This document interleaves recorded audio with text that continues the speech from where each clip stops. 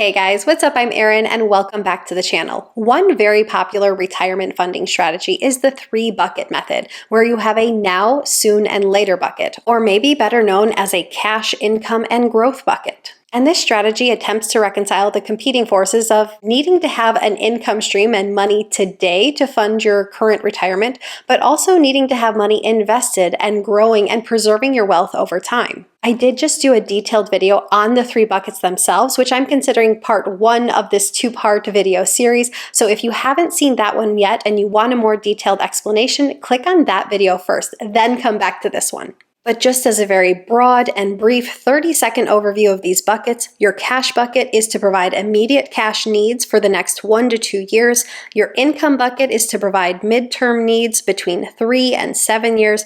And your growth bucket is for funds needed 8 years and beyond. Again, for a more detailed explanation and example, please click on that previous video as it really is complementary to this one. Naturally, as you progress through retirement and you spend money, you will be spending funds from these buckets, and they will need to be replenished. One of the biggest questions that arises out of the 3-bucket strategy is, how do you replenish these buckets? How often do you do it? And which buckets are used to replenish subsequent buckets? Does the growth bucket fully replenish the cash bucket and the income bucket? Do you do it on an annual basis? How do you refill these buckets? Well, that is what this video sets out to reconcile. Well, the quickest way to answer how and when to refill these buckets, as with most things in personal finance, is it depends. And it depends on a number of factors, the most obvious being market conditions, your spending rate, and the performance of your investments. When it comes to market conditions, there can be a number of variables at play. Are we in an up market or are we in a down market in terms of the stock market itself? Are we in a high interest rate environment or are we in a low interest rate environment? Are we in the midst of a volatile market? All of these things might be things you want to consider when it comes to replenishing your buckets. When the market is up, it can be a great time to replenish your cash and your income buckets from your growth bucket. After all, the growth bucket is where you predominantly invest in the stock market. So in an up market, those funds should be higher. If you sell some of these assets in an up market, you are locking in profits. This can also be a wonderful time to focus on rebalancing your portfolio to make sure that you're staying within your desired risk tolerance. Also, deciding which assets to sell should be a consideration from a tax standpoint. If you're dealing with Roth accounts, there wouldn't be any tax implications. But if you're dealing with traditional accounts or brokerage accounts, there likely would be tax implications, and you want to focus on reducing your tax burden whenever possible. This would also be a great opportunity to talk with your financial pro or a great accountant. Personally, in an up market, I tend to lean into the idea of selling off assets from the growth bucket to sort of fund the cash bucket with a surplus, aka leaving that fully funded 1 to 2 years worth of expenses and then filling it a little bit more than that so you don't touch that baseline of those 1 to 2 years worth of expenses. So what this might look like in actuality, if I use the example from part 1 of this video series with a couple earning $27,000 in Social Security on an annual basis with income needs of $60,000 and a total portfolio of $1.2 million and a 3-bucket structure that looks like this. In this scenario, this couple may leave their fully funded cash bucket of $66,000 alone, somewhat serving as an emergency fund, so to speak, and in an up market, take regular distributions from their growth fund, say $2,750 a month. Or maybe they take distributions from their investments every 2 months, but during an up market, they would not really touch the cash bucket. Keep in mind that there's nothing written in stone in how frequently or infrequently you should be making withdrawals from investments. Maybe you make a withdrawal once a month, maybe it's once every 2 months, maybe it's once every 6 months, once a year. It really depends on what works for your situation. I tend to prefer more frequent but smaller withdrawals with the intent of leaving more money invested, giving it more opportunities to compound. This would give your money the greatest growth potential because alternatively, if you say take one large lump sum at the beginning of the year, you run the risk that this money now misses out on a compounding opportunity. And statistically speaking, the market has more up years than it does down years. So the way I see it, why not leave this money invested wherever possible? Personally, I also look at that middle bucket, the income bucket, as one that is used to refill the cash bucket. The investments in the income bucket might be laddered CDs, or they might be dividend-paying stocks. And you could simply set it so that the interest paid from these CDs or the dividend payout from these stocks goes right into your cash bucket to help replenish it. This method also helps your growth bucket by allowing you to leave your investments invested for longer, giving them greater growth potential. So in this way, both your income and your growth buckets are used to replenish your cash buckets, and the draws from your income bucket can be used to reduce the amount that you withdraw from your growth bucket. Now on the flip side, when you have down years with the market, this is when I would lean more heavily into actually utilizing the base amounts within the cash bucket, aka not focusing on taking draws from the growth bucket. So again, in our previous example, a couple with a $66,000 two-year cash bucket would actually be spending from this bucket during down years in the market.